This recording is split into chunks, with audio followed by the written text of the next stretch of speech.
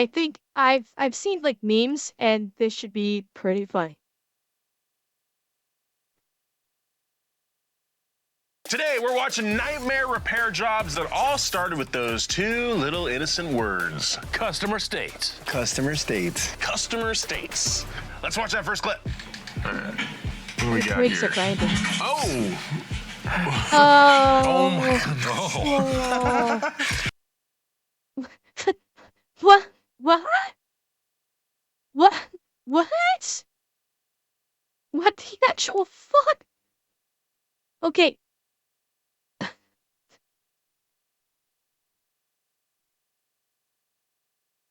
I don't know. I don't know.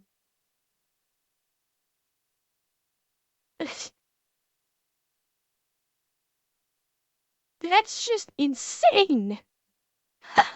That looks a little broke. They rolled that till the wheels fell off. In this case, I mean, he had to have heard grinding for a long, long time before it got to this point. He just turned that music up. Yeah, on the radio. I mean, that's like 100,000 miles on that thing. And once again, it depends if it could have been a couple miles if the brake shoe itself Just broke. came off and it's only Yeah, 'cause metal. it happens. Parts Yeah. are not like, oh, perfect. You know, sometimes they break off. But he's been scraping the shit out of that. I don't know, that's pretty nasty. That's wild. Customer probably. I kind of wonder what his brake pads look like too. His brake pads must have been torn up to hell. Also.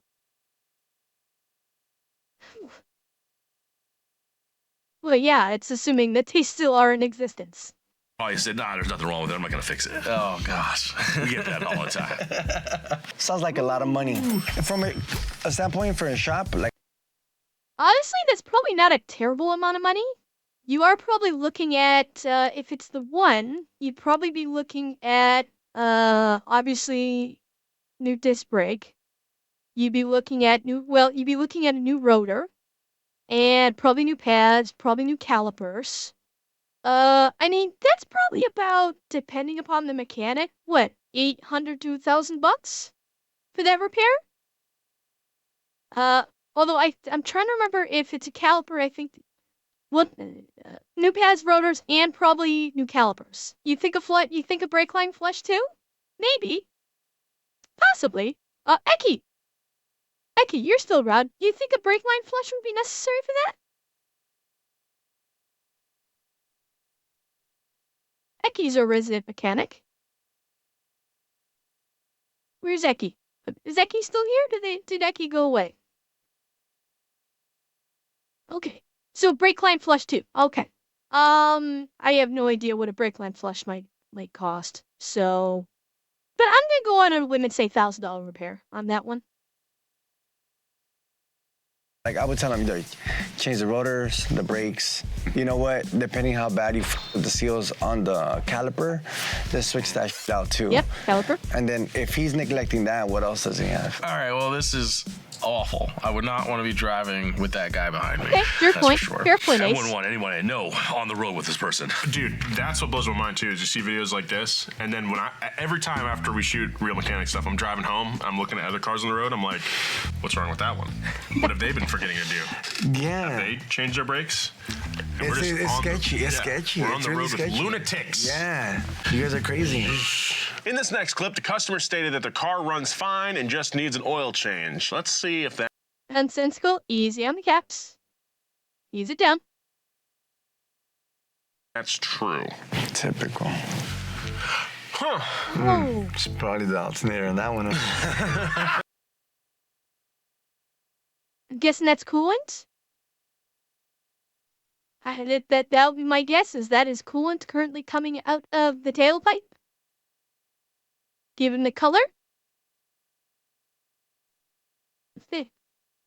Without the back bolts. Yeah. That's not good. That's not good. That's it looks like swamp water. Yeah. That's what you call swamp. It's not good when you have a koi pond coming out of your tailpipe. If your Got a car's little throwing leak up. going on there. The head's blown. Yeah, big time. It's blown, and he's been putting coolant in there, and it keeps shooting it out. Yeah, it's like, oh, my coolant keeps going He's lower like, every keep going week. low.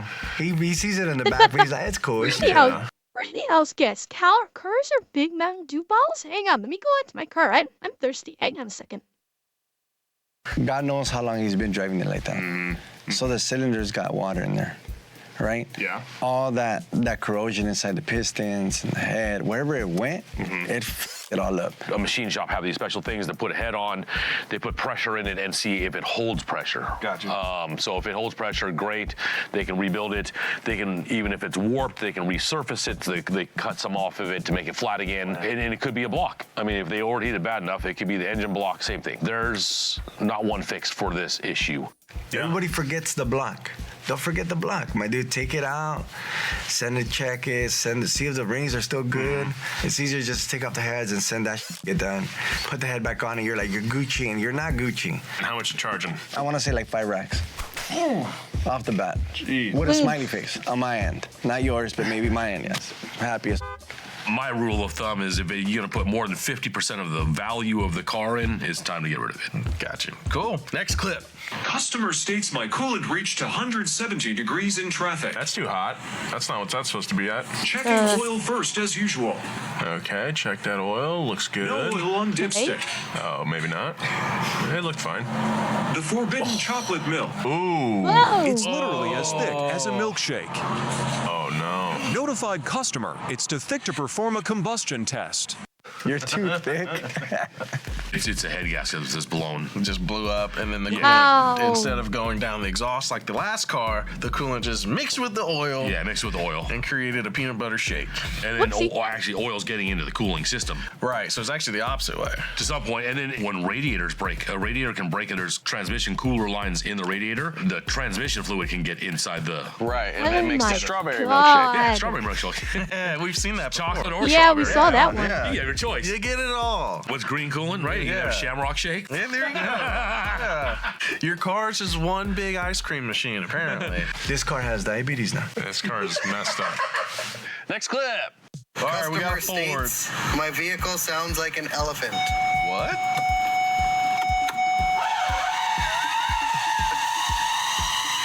Oh my god!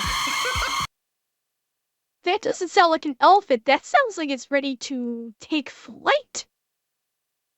That sounds like the prop engine's getting worked up and it's getting ready to take flight.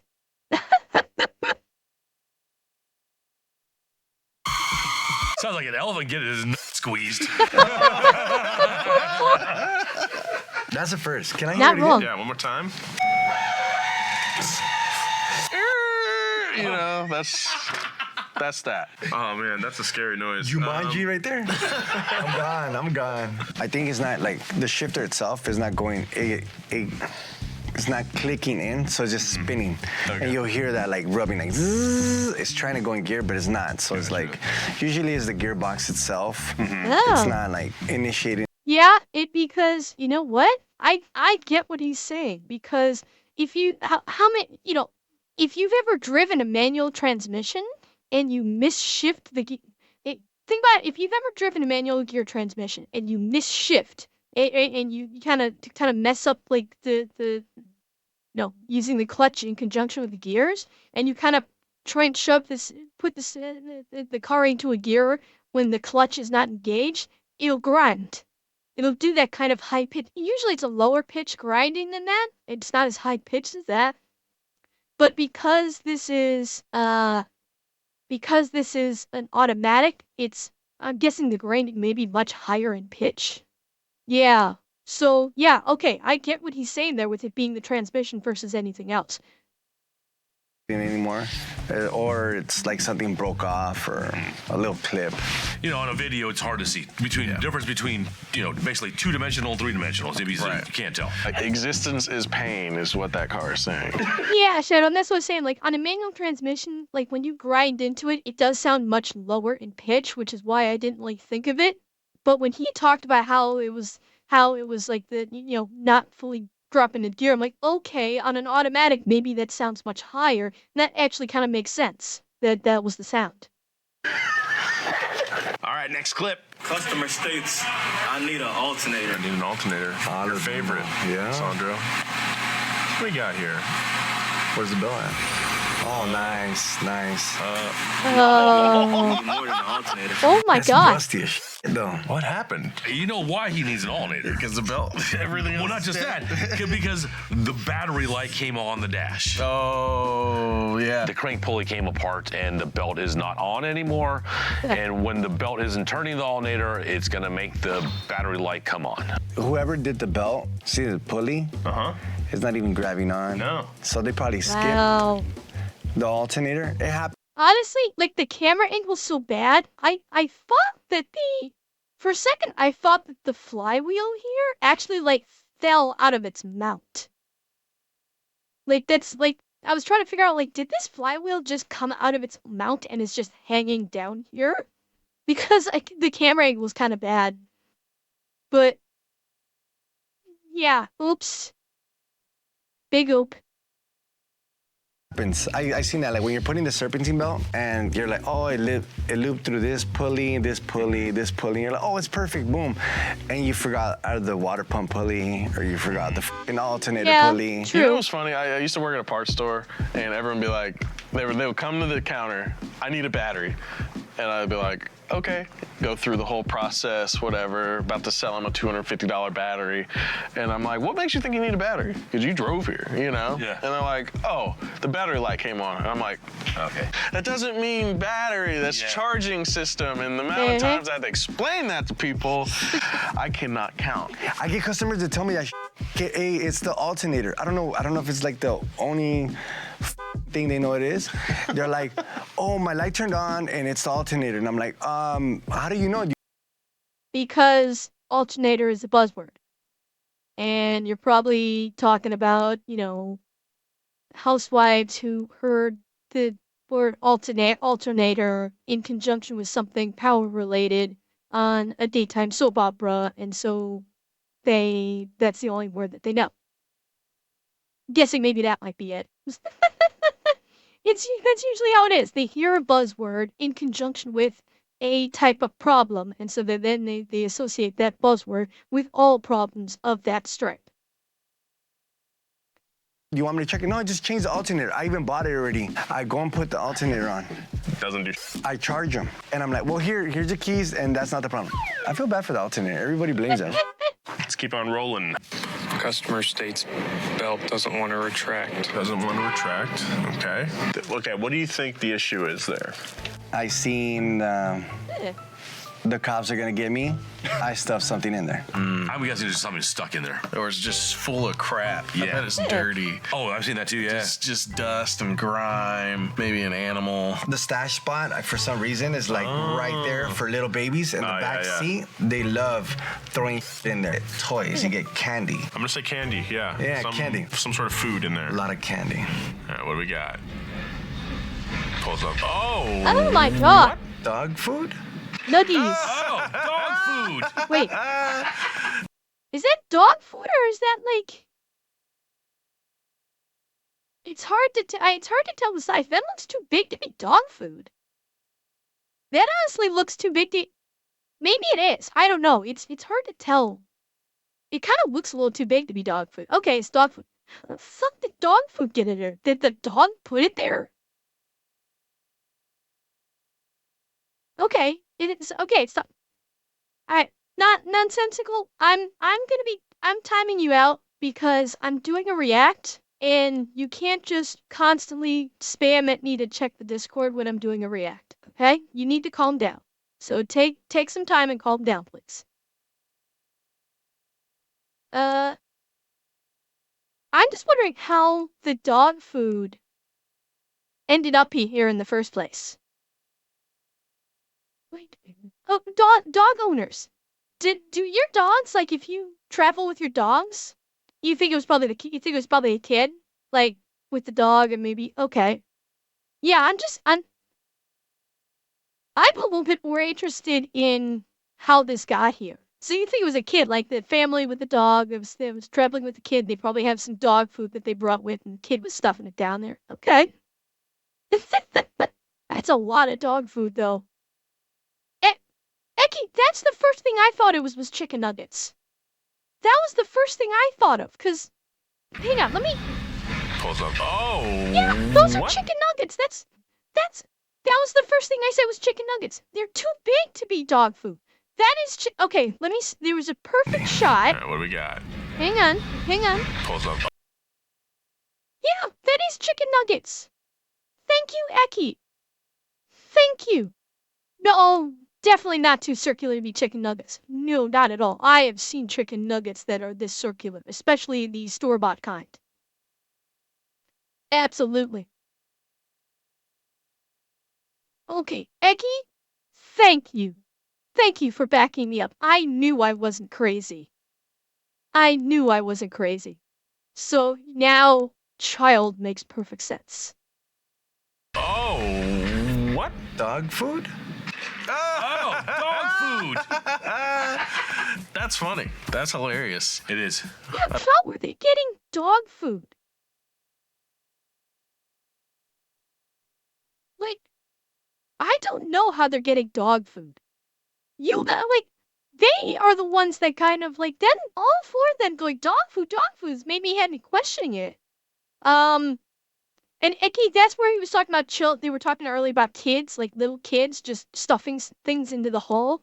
It's likely like a child just like dumped him down there over time, and mommy or daddy never like thought about it or didn't realize it was happening. Yeah.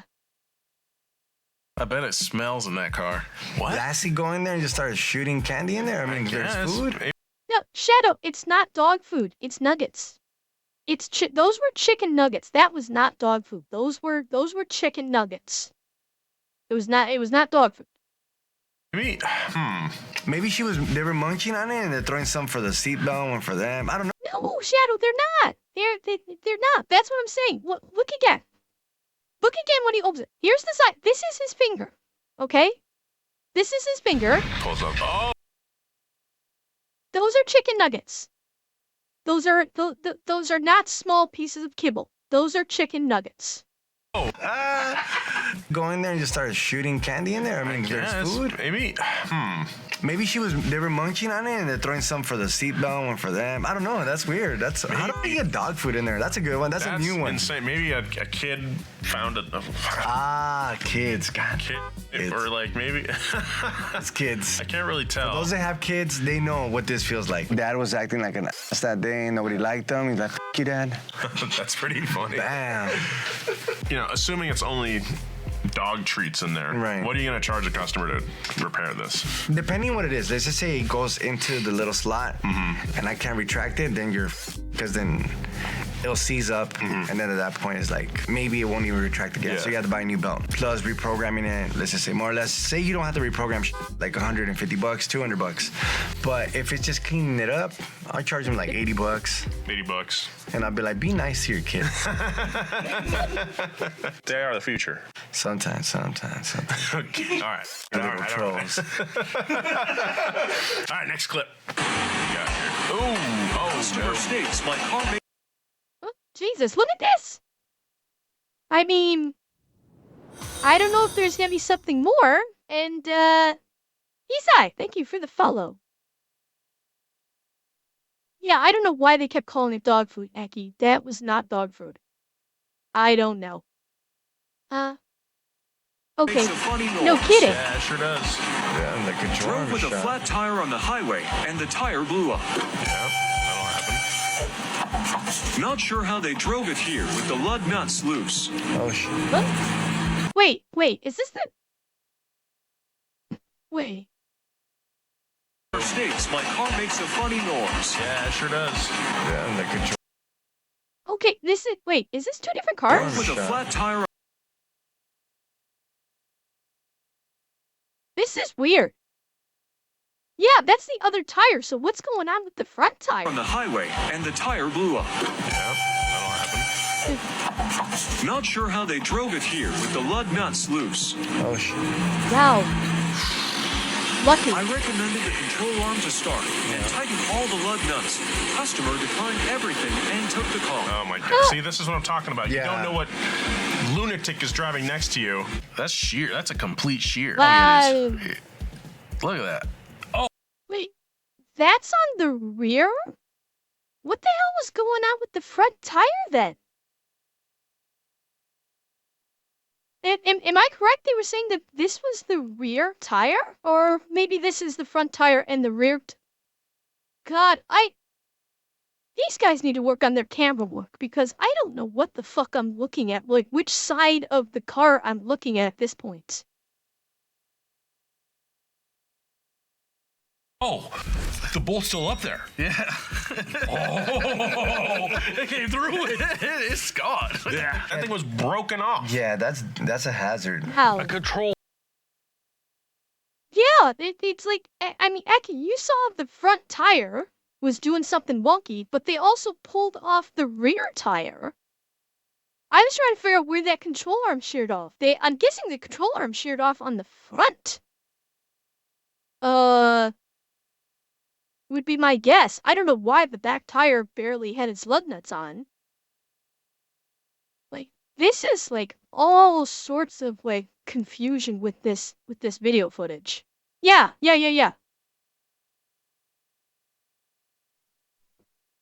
Okay, let's start at the beginning. All right. All right. All right, next clip. Oh, Okay, so that I'm guessing Eki is where the control arm issue he was talking about is.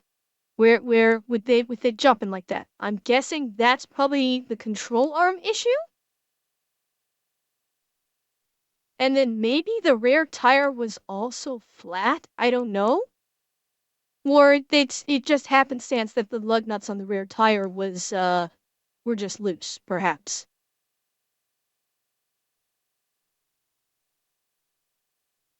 My car makes a funny noise. yeah, it sure does. Yeah, and the control Drove arm with a shot. flat tire on the highway, and the tire blew up. Yeah, that'll happen. Not sure how they drove it here with the So I'm guessing it's two totally separate things. And no, it looks like it is a Mazda, Shadow. Looks like a Mazda. Yeah, so I'm guessing it's two separate things.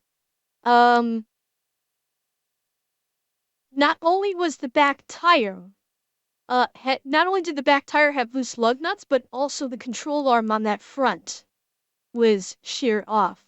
That's the best I can make out with the quality of this video where it's jumping all over the place. lug nuts loose. Oh shit. I recommended the control arm to start and tightened all the lug nuts. Customer declined everything and took the call. Oh, my. Yeah.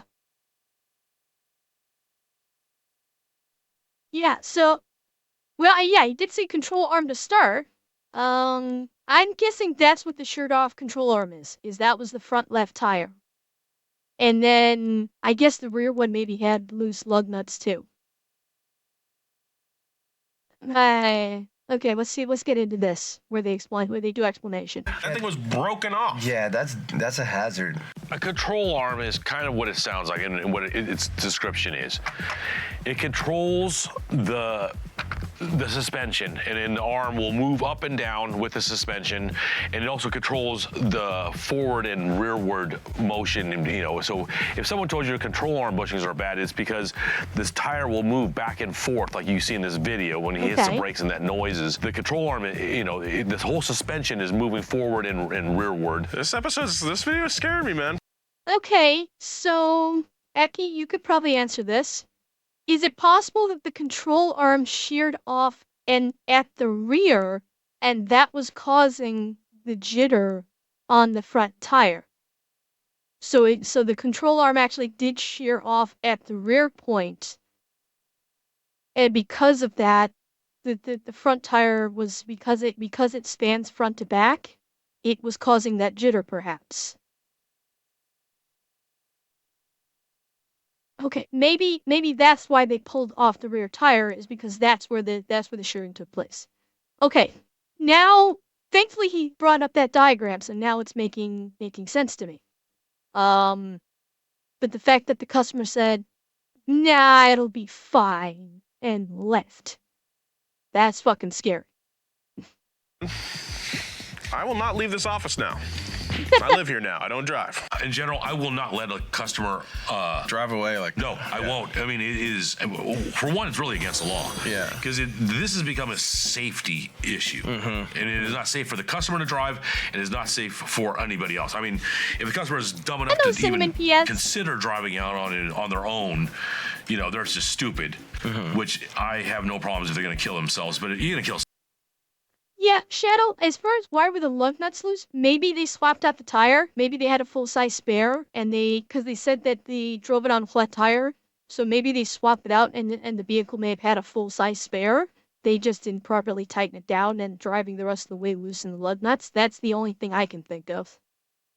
Somebody else. You see, I have kids, and my wife drives a lot. So it's like, let's just say this guy decides to take off. It causes problems like that. It's like, I don't even know what to do, like, at that point. So in this situation, I would call the highway patrol, or I would tell them they have to tow it out, and they have no choices. Yeah, guys, listen to your Good mechanics. call. Good call. Especially, like, that is so obviously broken. Listen to your mechanics. Don't be selfish. You could, hurt yourself or other people. Yeah. You definitely don't want to be behind a car or in front of a car or Yeah, on the same Shadow, road. you're absolutely right. They should have called the cops.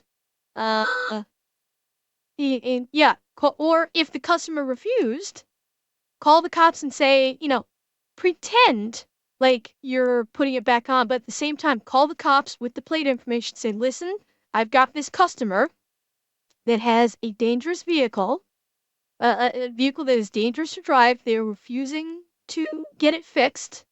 No, nonsensical. That's kind of the whole point. It is not legal. So like mechanics could pretend like they're putting everything back together, and while they're doing it, call the cops and say, listen, I have a customer that has a vehicle that is unsafe to drive. They are choosing not to fix it. And because I can understand where the mechanic would not be comfortable saying, we're not letting you drive out of here, because then that opens them up to possible legal action themselves.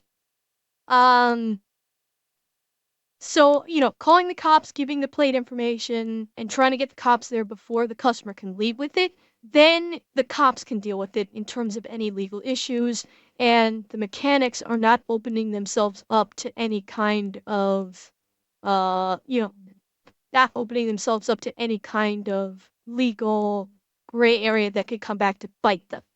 So that's what I would do if I was in the mechanic's position. Ace, I'm not necessarily. Cause I've had my car looked at before, where it was in, like, the last car I had. When I went to go get it looked at, it was in real bad shape, and they did not make me sign any waiver to take the car, because that was the one, like, my old car was like rusted along the bottom and everything, and it was realistically not really safe to drive. That's why I got the new car. I didn't have to sign any waiver. They just said, we can't work on it. Here you go. And I left. So, legally speaking, I'm not sure that, could they sign a waiver? I guess maybe they could have them sign a waiver to alleviate the mechanic of responsibilities.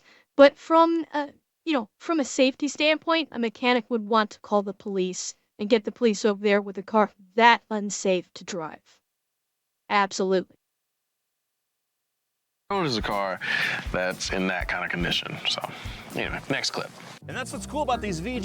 And yeah, Clockwork, I mean, cops usually respond to drunk driving calls pretty quickly because that's an active hazard. Absolutely. Well, Shadow Clock, unfortunately, the problem is you don't know where we need to get towed to, and people are stupid. Even if you said, hey, I'll tow to you for free, they may go, great, well, how does that fix the problem where I've got to actually drive somewhere? No, just put it back together, I'm taking it and going. So, unfortunately, it's a good deed that would go punished. I fear, unfortunately. G engines, they were super overbuilt. Hey, do you think the turbo is the adrenaline gland of the car? Engine is the heart, oil is the blood. Are the drive shafts the legs or is it the axles? It's the axles! But I'm willing to admit the bumper is the butt if you admit that the CV... No, because Shadowclaw, the problem is, again, it's a generous offer, But it's not that they wanted to take it somewhere else to get fixed or take it home until they could get it fixed. They fully intended to keep driving it. That's it. They fully intended to keep driving it. So that's what, they that's why the video said the customer declined all repairs and wanted to drive off with it. That's it.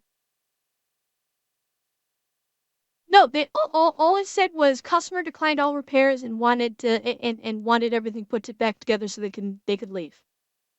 That's all that the video said. Now, of course, we are privy to conversation, but that's all the video said in the voiceover. The joint is the knee. Hey, just so you know, the meeting was canceled. Amazing. The tailpipe is the butthole. Anyway, during the late 90s, Nissan, along with every Customer states my truck feels bouncy after new tires. Oh, I bet they're at 50 PSI. Ooh. Those are old tires. He brought us another Amazon tire. Lionheart. Who knows how long this one will last? Oh, man. Okay, That's okay. God. Weebles wobble, but they don't fall down. Holy shit. Did you see the wobbling on this? That's really bad. Well, I mean, that. Wow. Well.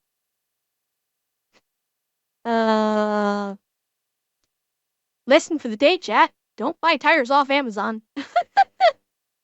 Yeah, that's real bad.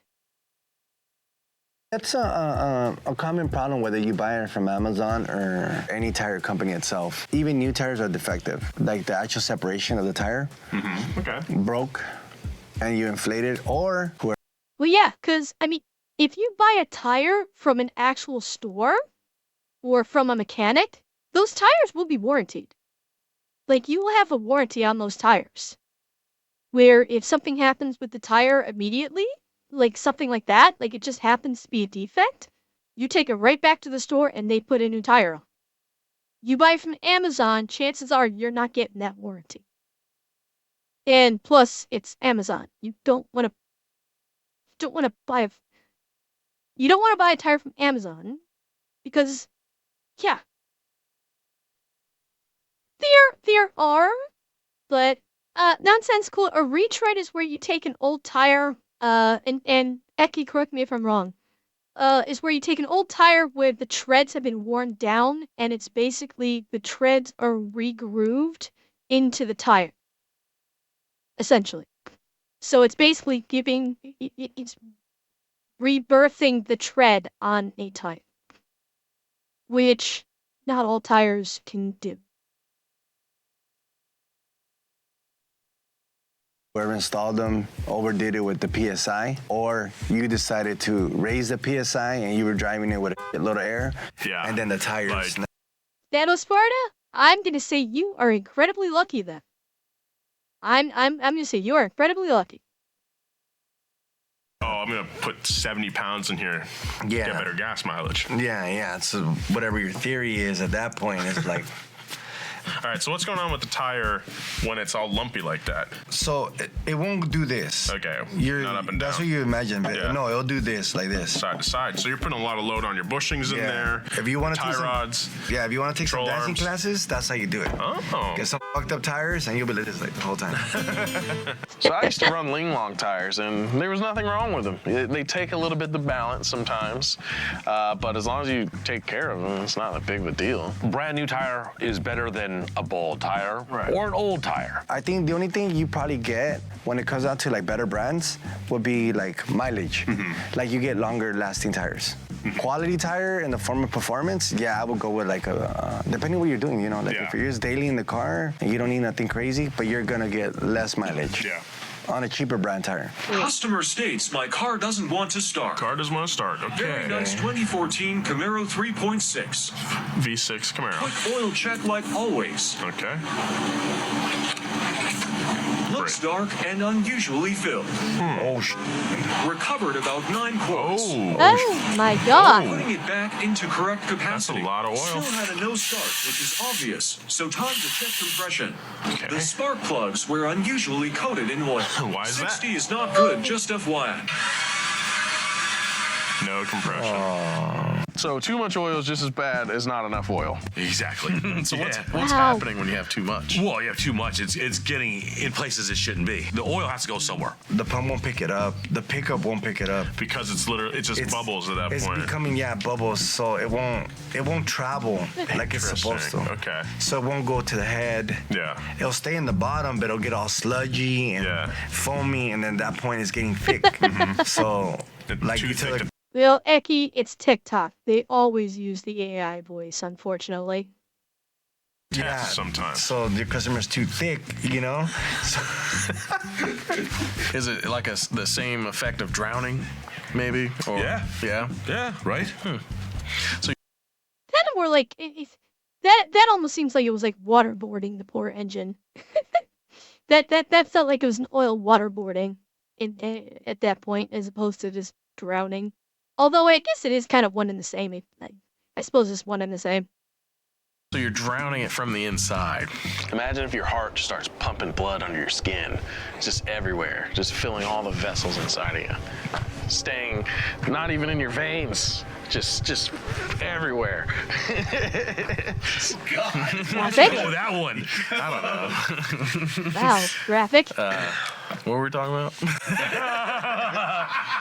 R.I.P. to the Camaro. rest in pieces. Rest in pepperoni. Let's move on to the next clip. Customer states scraping noise after driving through snow. Oh, that's kind of cool. Yeah, that'll happen. Yeah. I know what that will noise happen. is. Yep.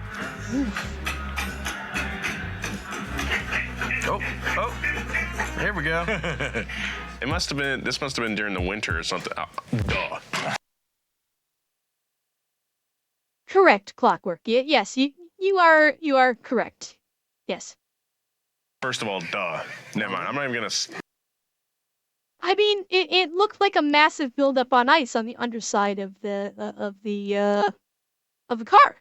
You know, they drove through snow. Well, it's highly. It looks like, depending on the snowbank that they drove through, it looks like they had a shit ton of snow tightly pressed and compacted onto the, what was it covering? Let's see. Yeah, that'll happen. Yeah. I mean, you got the drive shaft right here. Let's see, what else could it be covering? Yep. It's hard to tell. Here we go. It must have been. This must. Something I should know? No, nonsensical. That's underneath the car itself. That's on the bottom of the car. Because they drove over snow. They probably drove over a small snowbank, and all the snow got compacted and iced up on the underside of it. And it was probably distended downward, so it was grinding against the ground.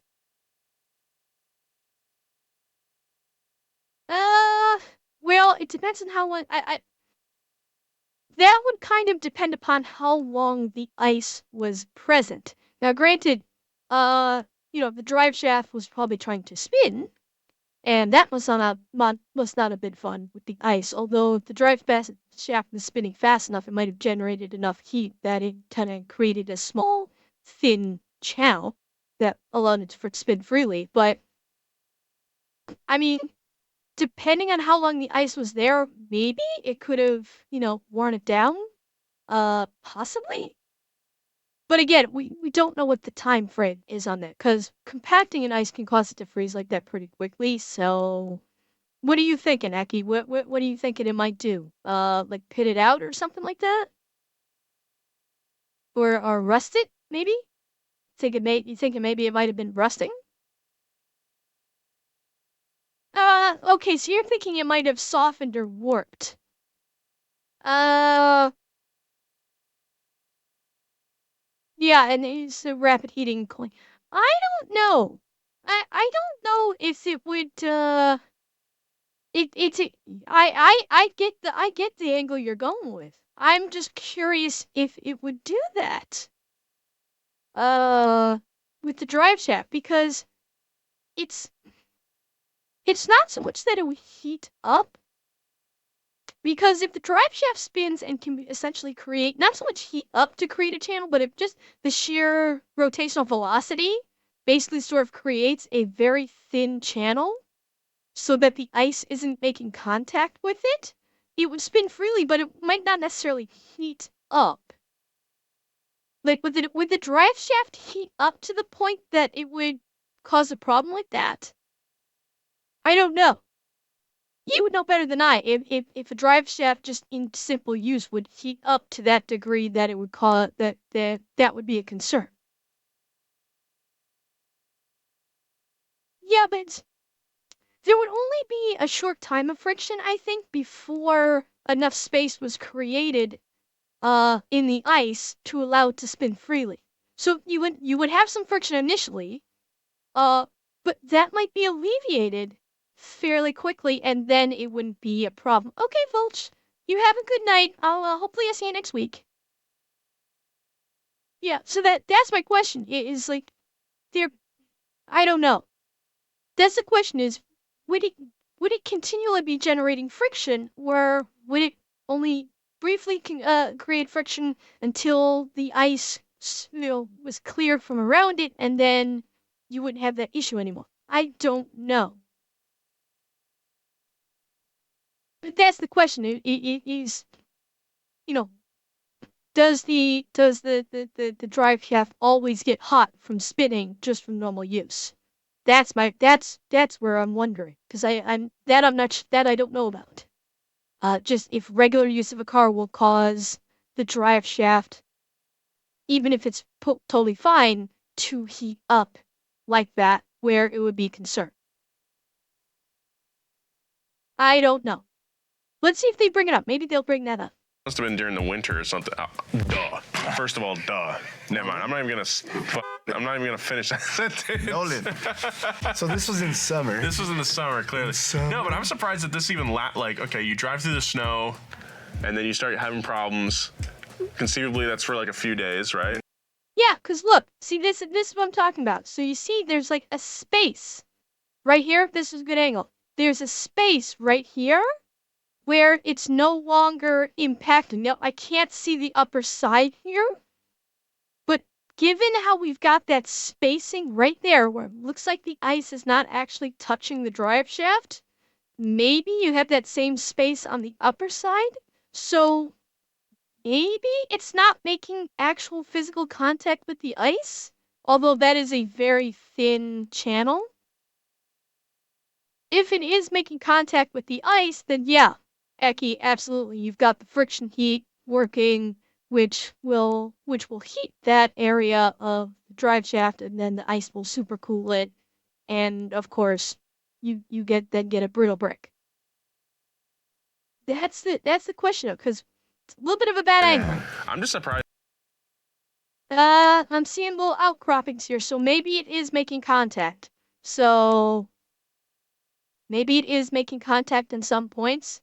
So yeah, the concern about cracks and it becoming brittle, yeah, seems like it might be justified.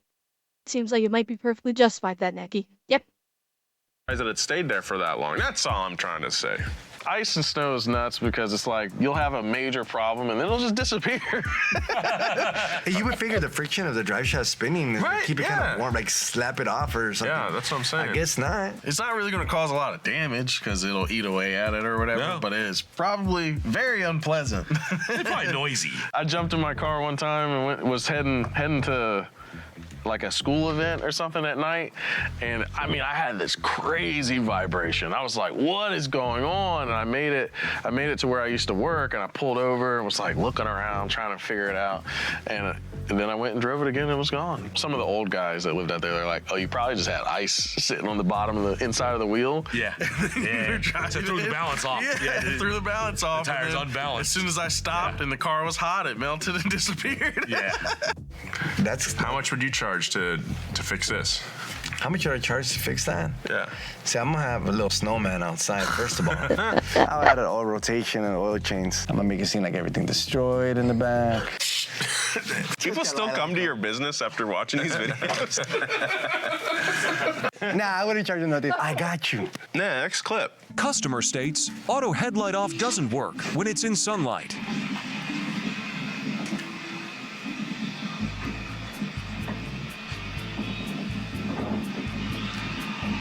Okay, so lights are on, but wait a minute. Baseball hat. Blocking the sensor. Baseball hat blocking the sensor. So that hat must have permanent residence on that dash. Because yeah, that is just what a dumbass move. Oh my god. That's actually pretty, like, you see, a customer wouldn't, I didn't even fucking know that. Yeah. I know there's sensors. A lot of them are like in the rear view. Yeah. Well, I don't know. All the light sensors that I've seen in cars for the most part are, I've seen them in like most of the, they're like little, the ones I've seen are like little balls. They're kind of like little balls right at the forward portion of your dash, right at the windshield. Like I know, okay, those are daylight sensors. You can tell they're daylight sensors, or you know they can also detect like when your windshield kind of gets obstructed by rain or something, and you know indicating it's raining and the headlights got to come on. Like they've always in the cars that I've seen. Correct, I haven't looked at my new car. I should. They've always been super obvious to me on cars before those daylight sensors. On top, or some of them have it in front. But I mean, if you don't know what it is or what it does, you know, there's a solar sensor on the dash. Like right there in that one spot. A lot of people put junk right there. I do. I'll put my piece of paper Yeah, there. my hat there. Boom. My posters, whatever the I have right there. If it's a good customer, like it's a tight customer, I charge you. Yeah. But if I had it there for like a couple hours, I'd be like, hey, give me $60 because I'm gonna buy another hat with your. Go watch this video right here and check out some electrical disasters from TikTok with my boy Aaron Parker. Good to have you back, buddy. Thank you, man. I appreciate you guys having me. Follow Sandro at Miranda's Shop on Instagram. Take your car to Sandro's shop, get it checked out. He'll charge you a great price. We'll see you next time. Don't be scared.